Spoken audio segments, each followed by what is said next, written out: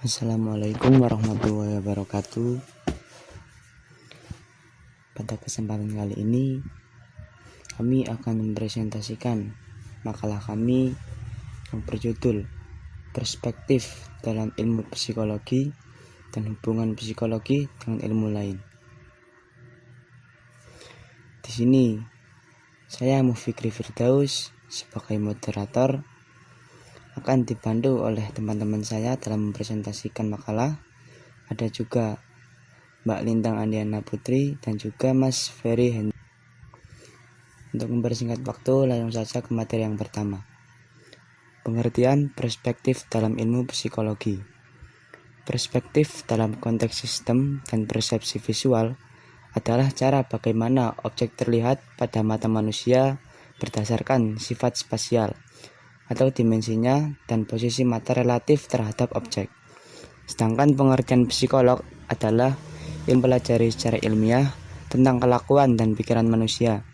Istilah kelakuan lebih mengarah kepada tindakan dan tanggapan bahwa kita dapat dengan langsung untuk mengamati, sedangkan istilah pikiran lebih mengarah kepada keadaan dalam manusia seperti gagasan dan perasaan. Pembagian dan penjelasan perspektif ilmu psikolog. Perspektif biologis. Biopsikologis atau psikolog yang meneliti ilmu ini dari perspektif biologi mengkaji pada bagaimana sistem saraf, hormon, dan genetika mempengaruhi perilaku kita. Peneliti mengeksplor hubungan antara kondisi mental, struktur otak, saraf, dan hormon untuk mengetahui bagaimana pikiran, mood, dan perilaku kita terbentuk. Jadi, menurut perspektif dalam psikologi, menurut biologis, kita adalah kompilasi dari bagian-bagian yang ada dalam diri kita secara fisik. Kita berpikir dengan cara tertentu dikarenakan adanya proses kinerja otak dan kebutuhan dari tubuh. Segala pilihan yang diambil dalam hidup kita juga bergantung pada kondisi biologis tubuh, sehingga mempengaruhi gaya belajar, prestasi, persepsi, dan kerentanan terhadap gangguan emosional. Selain memahami kondisi otak yang normal, pendekatan psikologis juga memahami proses berpikir dan kondisi badan untuk menyimpulkan bagaimana penyakit schizophrenia dapat berkembang secara genetik. Perspektif psikodinamika. Pendekatan psikodinamika diusung oleh Sigmund Freud yang mempercayai bahwa impuls yang kita miliki dipengaruhi oleh dorongan seksual. Selain itu, ia mempercayai bahwa dorongan kesadaran dan pengalaman sejak masa dini atau kanak-kanak merupakan akar dari perilaku manusia. Oleh karena itu, konflik akan muncul ketika dorongan tersebut dihambat oleh batasan sosial. Lalu ada juga perspektif behavioristik. Psikolog behavioral percaya bahwa stimulus dari lingkungan mempengaruhi perilaku kita. Skinner, salah satu peneliti yang mengembangkan teori ini, tidak mempercayai adanya free will. Menurutnya, perilaku kita dapat diperkuat dengan reinforcement atau dikurangi identitasnya dengan punishment. Penganut aliran behavioristik tidak melibatkan pikiran atau kondisi mental untuk menjelaskan perilaku, namun berpegang teguh pada hal yang dapat diobservasi dan diukur secara langsung. Teori ini dapat menjelaskan segala aktivitas dalam kehidupan kita, termasuk mengapa kita mengikuti aturan di jalan raya, saat kita mengemudikan kendaraan, hingga bagaimana perusahaan iklan membuat kita ingin membeli produk mereka. Perspektif psikologi kognitif. Perbedaan dengan behavioris, psikologi kognitif, psikologis percaya bahwa perilaku kita ditentukan oleh ekspektasi dan emosi. Jen Piaget, salah satu psikolog kognitif, berargumen bahwa kita mengingat hal berdasarkan pada apa yang telah kita pahami. Kita juga memecahkan masalah dengan memori yang telah kita miliki dari pengalaman sebelumnya. Menurut teori ini, otak manusia menjadi untuk memproses aktivitas mental seperti mengingat, mengambil keputusan, merencanakan, menentukan tujuan, dan membangun kreativitas. Perspektif psikologi humanistik. Psikologi penganut aliran humanistik percaya bahwa pada dasarnya setiap manusia hebat dan memiliki motivasi untuk mengembangkan potensi yang dimiliki. Pendekatan ini berfokus pada bagaimana kamu memiliki perasaan yang nyaman tentang diri sendiri dengan memenuhi kebutuhan dan mencapai tujuan. Psikologi humanistik yaitu Carl Rogers menyebut pasiennya dengan panggilan klien dan menawarkan lingkungan suportif di mana klien dapat memperoleh pemahaman tentang perasaan mereka sendiri. Berbeda dengan pendekatan behavioral, perspektif dalam psikologi yang bersifat humanistik berpusat pada bahwa pemberdayaan secara individu. Bagaimanapun dirimu sekarang, baik atau buruk, kamu memiliki kesempatan untuk menjadi versi terbaik dari dirimu sendiri dengan mengembangkan potensi yang ada. Semua pilihan yang diambil pun berkaitan dengan upaya untuk meningkatkan kualitas hidupmu. 3. Hubungan psikologi dengan ilmu-ilmu lainnya. 1.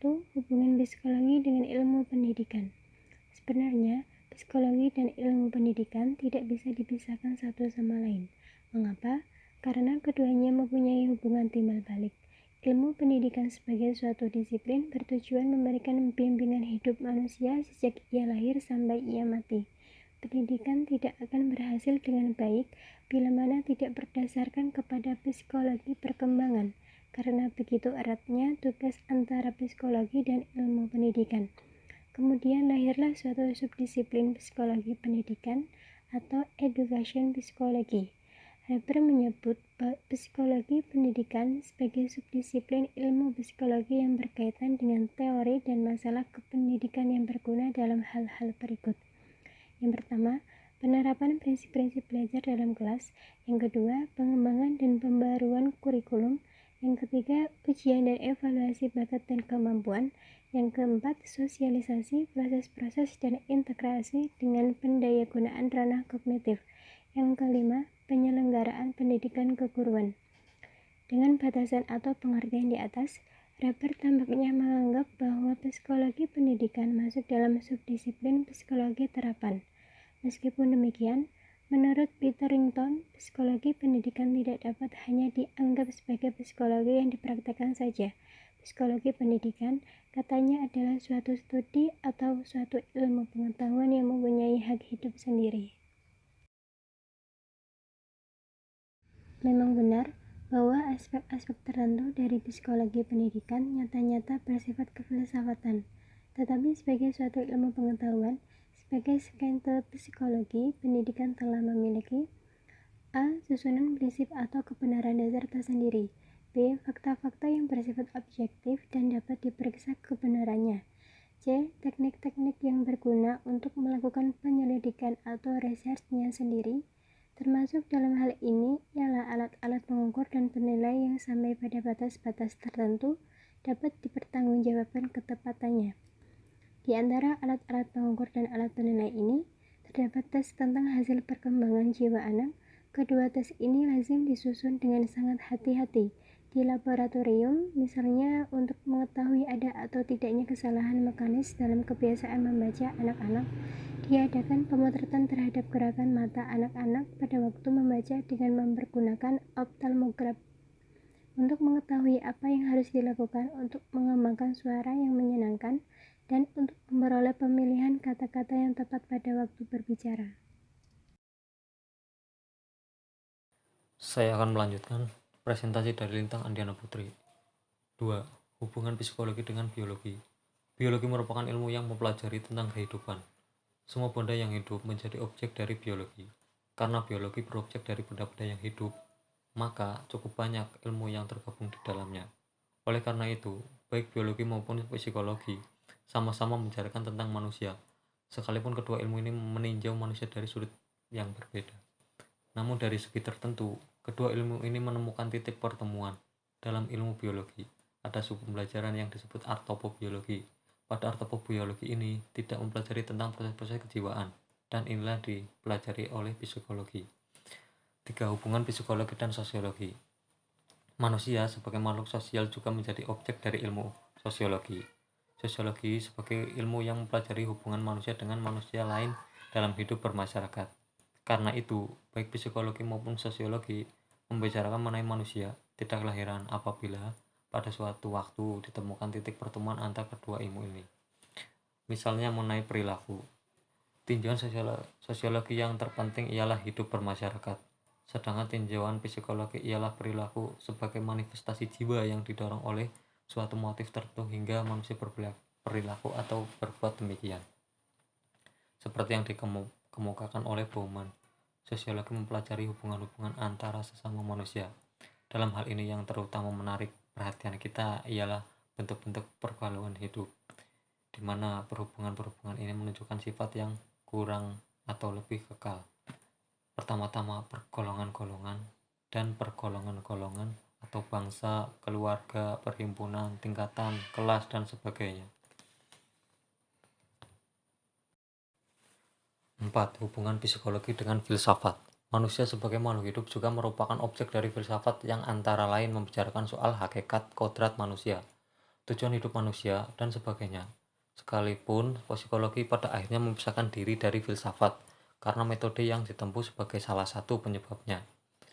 Tetapi psikologi masih tetap mempunyai hubungan dengan filsafat. 5. Hubungan psikologi dengan ilmu politik. Psikologi merupakan ilmu yang mempunyai peranan penting dalam politik, terutama yang dinamakan masa psikologi. Manfaat psikologi yang berperan penting dalam analisis politik, khususnya psikologi sosial. Karena psikologi sosial memberikan pandangan baru dalam penelitian mengenai kepemimpinan dan menerangkan sikap dan reaksi kelompok terhadap keadaan yang dianggapnya baru, asing, atau berlawanan dengan konsensus masyarakat mengenai gejala sosial tertentu. 6. Hubungan psikologi dengan ilmu komunikasi. Ilmu komunikasi bersifat sangat elektif, artinya menggabungkan berbagai bidang menurut Fisher tahun 1986, seperti yang dikatakan pula oleh Schramm 1980 bahwa sifat elektif komunikasi sebagai jalan simpang paling ramai dengan gejala disiplin yang melintasinya. Dijelaskan lagi oleh Fisher tahun 1984 bahwa elektisme komunikatif tampak pada konsep-konsep komunikasi dalam 4 kelompok yang disebutnya perspektif atau semacam paradigma, teori atau model. Di antaranya perspektif mekanistis atau pengaruh konsep ilmu fisika, psikologis atau pengaruh psikologi, interaksional dan pragmatis. Simpulan yang dapat kita ambil dari makalah ini yaitu: 1. Perspektif dalam ilmu psikologi mempunyai pembagian, yaitu meliputi perspektif biologis, perspektif psikodinamika, perspektif behavioristik, perspektif kognitif, perspektif humanistik. 2. Psikologi merupakan ilmu yang tidak terlepas dari ilmu-ilmu lainnya, di mana psikologi masih memiliki hubungan dengan beberapa ilmu lainnya seperti ilmu biologi, ilmu sosiologi, ilmu filsafat, ilmu politik, dan ilmu komunikasi. Sekian dulu presentasi dari kami. Kurang lebihnya saya mohon maaf. Wassalamualaikum warahmatullahi wabarakatuh.